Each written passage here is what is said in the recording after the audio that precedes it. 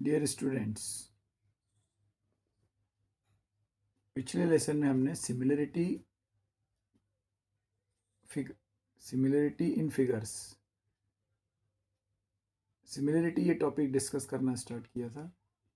हमने एक example consider किया था क्वाड्रिलेटरल का और एक ओपन फिगर का।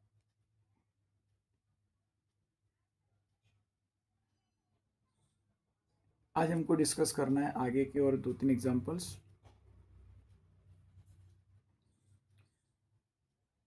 नेक्स्ट एग्जांपल है circle. Suppose this is a circle, this is another circle, this is one more circle. ये 3 सर्कल्स हैं। हम देख सकते हैं सर्कल सबसे छोटा है, ये उससे थोड़ा बड़ा, और ये सबसे बड़ा। अगर मैं इस बड़े वाले सर्कल के अंदर उठा के इस सर्कल को रख दूं कुछ इस तरह से, और सबसे अंदर रख दूं इस छोटे वाले सर्कल को।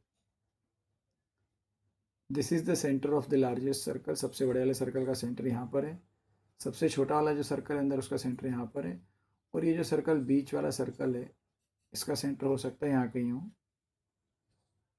मीन्स तीनों सर्कल्स के सेंटर्स अलग अलग हैं। तो यहाँ से तो अभी कुछ डिसाइड नहीं होगा, लेकिन अगर मैंने इन तीनों सर्कल को इस तरह से एक दूसरे के ऊपर रखा है कि तीनों के सेंटर कोइंसिडेंट है, मैंने सेंटर एक के ऊपर एक रखे हैं। तीनों सर्कल के सेंटर्स यहीं पर हैं। अब ये सबसे छोटा सर्कल, उसके बाहर एक उससे बड़ा वाला और एक सबसे बड़ा वाला सर्कल। तो इस केस में हम देखेंगे सर्कल में सिर्फ एक ही क्वांटिटी होती है समझाने के लिए या बोलने के लिए, रेडियस। पॉलीगॉन में साइड्स भी होते हैं, एंगल्स भी होते हैं, वर्टेक्स भी होते हैं। यहाँ पे सिर्फ एक सेंटर होता है और एक रेडियस। कोई सेंटर लेके कोई पर्टिकुलर रेडियस लेके हम सर्कल को ड्रॉ कर सकते हैं। सपोज इस सर्कल की रेडियस है 1 सेंटीमीटर, इसकी रेडियस है सपोज 3 सेंटीमीटर, और इसकी रेडियस है सपोज 7 सेंटीमीटर। अब ये सबसे छोटे वाले सर्कल की रेडियस 1 सेंटीमीटर है, मीन्स सेंटर से ये डिस्टेंस 1 है। अब ये सब जगह 1 होगी, कहीं पे भी ज्वाइन करो आप। और जो इसके बाहर वाला सर्कल है, अगर हम उसको कंसिडर करते हैं कि उसकी रेडियस 3 सेंटीमीटर है, तो सेंटर से ये डिस्टेंस 3 है। अब यहाँ तक 3 है और ये 1 है, मीन्स ये डिस्टेंस, ये जो डिफरेंस बचा ये बचा 2, और ये सब जगह 2 ही होगा। मैं कहीं पर भी मेज़र करूँ, सेंटर से हम चलना चालू करूँगा तो सबसे पहला वाला सर्कल यहाँ तक पहुँचूँगा, यहाँ तक मैं चलूँगा 1 सेंटीमीटर, और इसी सेंटर से यहाँ तक की डिस्टेंस है 3 सेंटीमीटर। तो ये जो डिस्टेंस बची, ये जो डिफरेंस बचा है, बचा 2 सेंटीमीटर। तो ये डिफरेंस सब जगह मुझे एक जैसा मिलेगा। जो डिफरेंस मिलने वाला है, ये डिफरेंस सब जगह 2 सेंटीमीटर ही मिलेगा। सिमिलरली सबसे बाहर वाला सर्कल, अगर उसकी रेडियस 7 सेंटीमीटर है, यहाँ तक 3 हो गया था, मतलब ये आगे 4, तो ये सब जगह 4 ही दिखेगा। तो सर्कल्स जितने भी होते हैं, सर्कल्स कभी नॉन सिमिलर होते ही नहीं हैं। इस दुनिया के सारे सर्कल एक दूसरे के सिमिलर ही हैं। अगर हम उनको इस तरह से मैच करते हुए रखेंगे कि सबके सेंटर कोइंसिडेंट होंगे, सब सर्कल सिमिलर है। ट्रायंगल में, क्वाड्रिलेटरल में, पॉलीगॉन में तो ये चेक भी करना पड़ेगा कि एंगल सेम है कि नहीं, साइड्स का रेशो सेम है कि नहीं, लेकिन टू और more circles are always similar.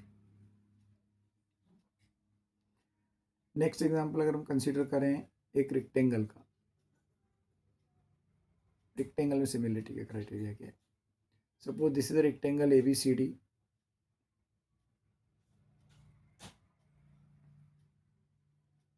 इसकी लेंथ है 8 सेंटीमीटर, विड्थ है 2 सेंटीमीटर। रेक्टेंगल की अपोजिट साइड इक्वल होती है, ये भी 8, AB and CD are 8, BC and AD are 2। अब मैंने एक और रेक्टेंगल कंसीडर किया, विड्थ तो मैंने 2 ही रखी है, लेकिन लेंथ हो गई 4।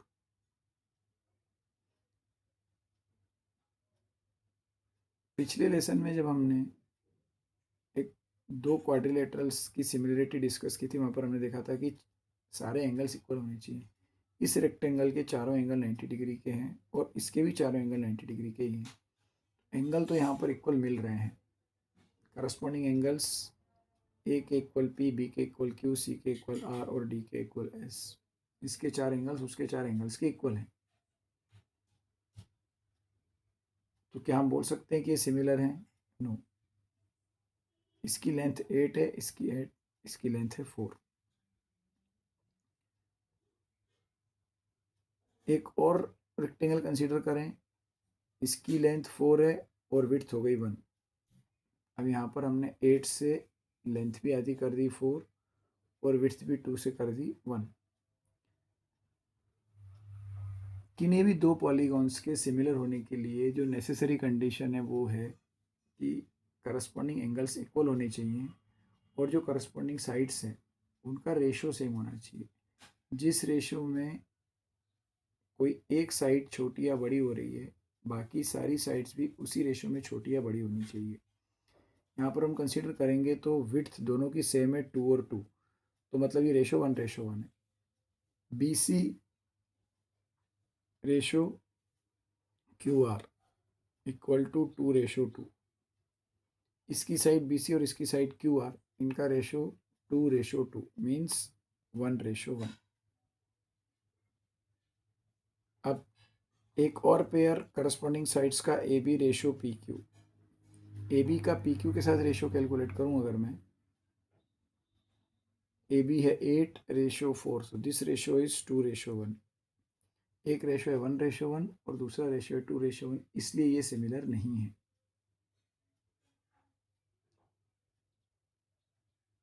अब यही आप ए बी सी डी और के एल एम एन के लिए अगर रेशो कैलकुलेट करेंगे तो दिस इज 8, दिस इज 4, तो ए बी और पी क्यू का रेशो 8:4 वही आएगा 2। ए बी और के एल का ratio, A B ratio K L 8:4 वही आएगा 2:1। और दूसरा पेयर करस्पॉन्डिंग साइड्स का B C ratio M L, इसका बी सी, इसका एम एल, दिस इज 2:1। ये लेंथ 2, ये लेंथ 1।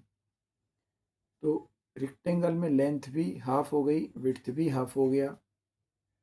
तो ए बी सी डी और के एल एम एन आपस में सिमिलर हैं, लेकिन ए बी सी डी और पी क्यू आर एस आपस में सिमिलर नहीं हैं। इसी तरह से पी क्यू आर एस और के एल एम एन ये आपस में सिमिलर नहीं हैं। यहाँ पर लेंथ सेम है 4:4, मतलब रेशो 1:1 है, और ये रेशो विड्थ का रेशो 2:1 है। ABCD and PQRS are not similar to each other. PQRS and KLMN are not similar to each other, but ABCD and KLMN are similar to each other.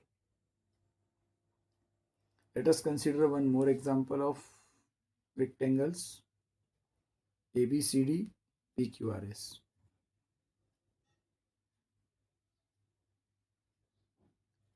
अभी पिछले examples में जो हमने consider किया था वहाँ हमने एक जगह लेंथ फिक्स रखी है, सिर्फ विड्थ में चेंज किया है।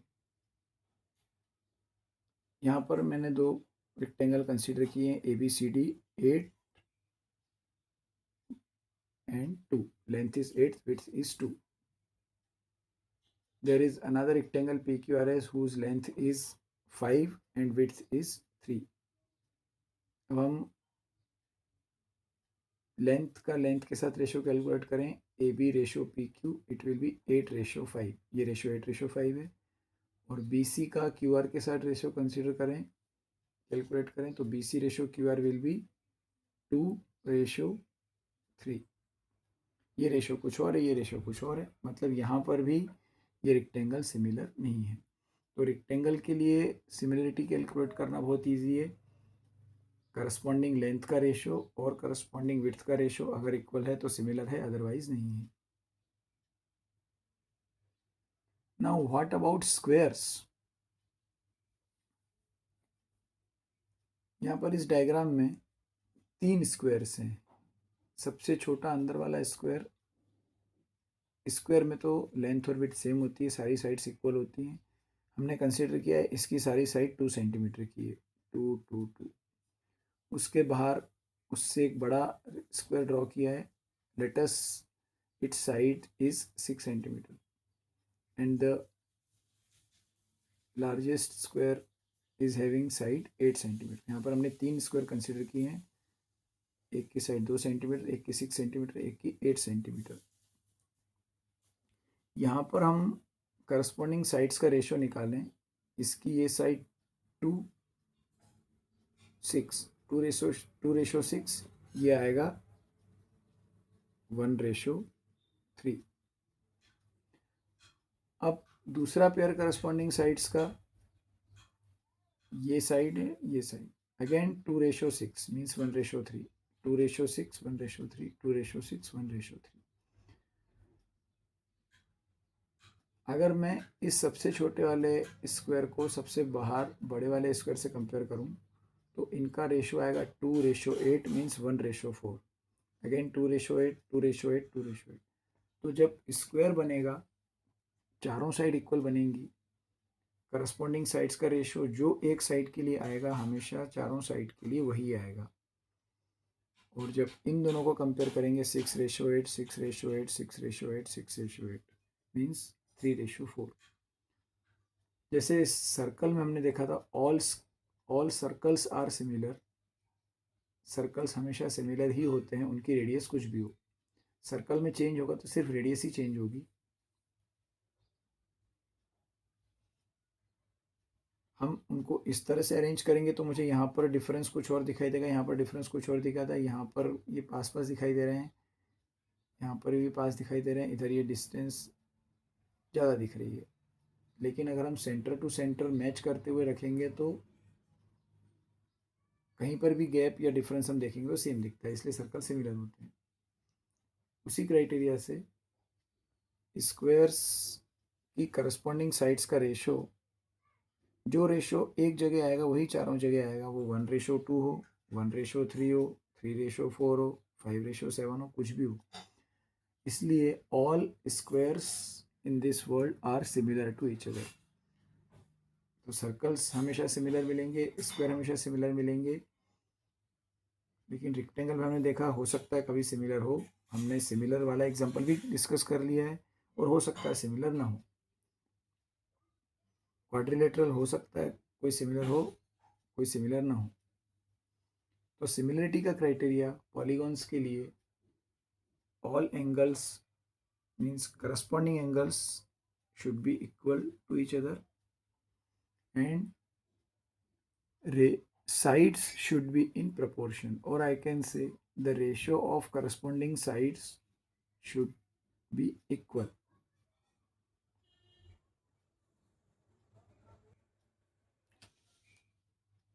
Now we will discuss the similarity for triangles or similarity in polygons in general. तो हमको मेनली ट्रायंगल्स के लिए पढ़ना है। हमने जो क्वाड्रिलेटरल का कंसिडर किया, रेक्टेंगल का कंसिडर किया, स्क्वायर का कंसिडर किया। रेक्टेंगल और स्क्वायर भी क्वाड्रिलेटरल्स ही हैं, लेकिन जब हम क्वाड्रिलेटरल बोलते हैं तो जनरल क्वाड्रिलेटरल है जिसकी हमको कोई भी प्रॉपर्टी नहीं पता कि कौन सी साइड किसके इक्वल है, कौन किसके पैरेलल है, तो वो सिर्फ जनरल क्वाड्रिलेटरल है, means closed figure having 4 sides. लेकिन जब हम रेक्टेंगल बोलते हैं तो ये डिक्लेयर हो जाता है कि opposite sides are equal and parallel and all angles are of 90 degree. Square बोलते हैं तो डिक्लेयर हो जाता है all sides are equal in length and all angles are of 90 degree.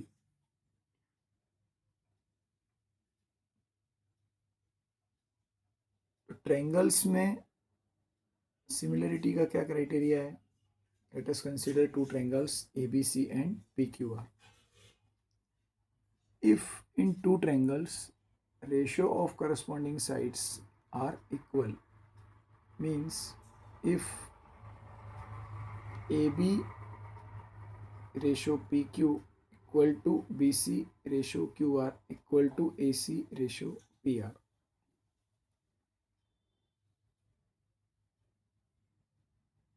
AB की करस्पॉन्डिंग साइड है PQ, BC के corresponding QR और AC के करस्पॉन्डिंग PR। अगर ये करस्पॉन्डिंग साइड्स का रेशियो इक्वल है, इसका मतलब ये दोनों ट्रायंगल सिमिलर होते हैं। दूसरा क्राइटेरिया, अगर इस ट्रायंगल के 3 एंगल और दूसरे ट्रायंगल के 3 एंगल आपस में इक्वल हैं, means corresponding angle A equal P, angle B equal to angle Q, angle C equal to angle R, अगर ये इसके तीनों एंगल उसके तीनों एंगल के इक्वल हैं, तब भी ये दो ट्रायंगल सिमिलर होते हैं। Then triangle A B C will be similar to triangle P Q R. इसी का converse, if it is given that triangle A B C and P Q R are similar, अगर किसी question में ये mention है कि दो triangles हैं, उनका नाम चाहे पी क्यू आर हो, एक्स वाई हो, ए बी सी कुछ भी हो, दो ट्रायंगल्स हैं हमारे एग्जांपल में ए बी सी और पी क्यू आर, अगर वो सिमिलर हैं तो इसका मतलब होता है कि उनकी साइड्स का रेशियो, करस्पॉन्डिंग साइड्स का रेशियो इक्वल मिलेगा। अगर साइड्स का रेशियो इक्वल है तो ट्रायंगल सिमिलर होते हैं, अगर ट्रायंगल सिमिलर हैं तो साइड्स का रेशियो इक्वल होता है, और उसी तरह से एंगल्स भी करस्पॉन्डिंग इक्वल होते हैं। तो अगर दो ट्रायंगल सिमिलर हैं, ये क्वेश्चन में गिवन है, तो हम ये बोल सकते हैं कि करस्पॉन्डिंग साइड्स का रेशियो इक्वल मिलेगा और करस्पॉन्डिंग एंगल इक्वल मिलेंगे, A equal to P, B equal to Q and C equal to are.